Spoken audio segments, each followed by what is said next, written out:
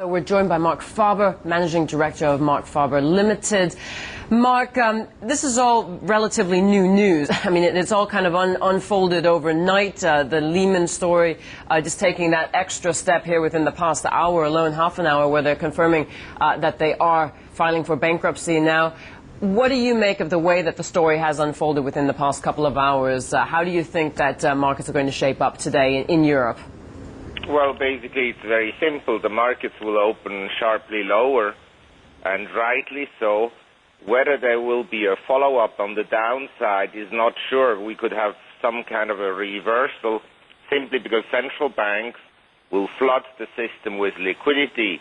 And I wouldn't rule out in America an emergency rate cut, say by 0.5% in the trading session, and also interventions into the market. So the market will open lower. Whether it will then follow through on the downside is uncertain, also because the markets are here quite oversold. We're not starting from a level where markets are overbought, like, say, before the crash in '87. We're very oversold at the present time. We could have a mini crash and then kind of a stabilization period, and I would expect the markets to temporarily bottom out between now and the middle of October, and then have a fairly strong rebound, but of course no new highs. I mean, people who are dreaming about a new bull market, they will dream forever. Marc, you're talking about a potential emergency rate cut from the Fed. Wouldn't that just escalate things at the moment? Wouldn't it just make the situation worse in terms of confidence? And do we need that rate cut from the Feds? Shouldn't we first wait and see how these measures, how they filter through into the markets on their own? Well, I think that everything is so bad already. It can't get that much worse in the near term.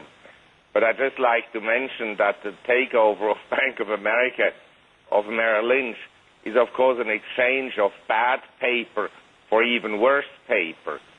In other words, the one-eyed bank buys the blind bank.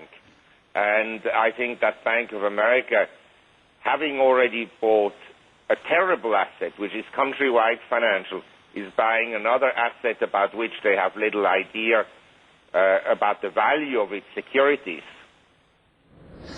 Marc, I have a question for you, and I take on board all of the points that you're raising, but I want to ask you this. We're looking at about a 70% premium, if I'm doing my arithmetic correctly, for Bank of America buying Merrill Lynch. Does this suggest a huge disconnect between what the market is assuming investment banks should be valued and what the actual value of the underlying assets are? And I know there's a difficulty in trying to discount the cash flows on these mortgage assets, but if we get that 50 basis point rate cut that you're talking about, we're going to have a lower discount rate, presumably a higher present value, and that could add some good bidding to already beaten down financial stocks. What are your thoughts? Well, I'm not so sure that even a rate cut will lead to a strong recovery in financial stocks. And I think personally shake my head. Why would Bank of America pay a 70% premium for Merrill Lynch? The market is more likely to be right than Bank of America. And I think that 70% premium will shrink as the stock of Bank of America will open much lower today. Marc, it's Rebecca in the studio here. Right or wrong, as far as these deals are concerned, what shape does the banking sector take once all of this has run through the system?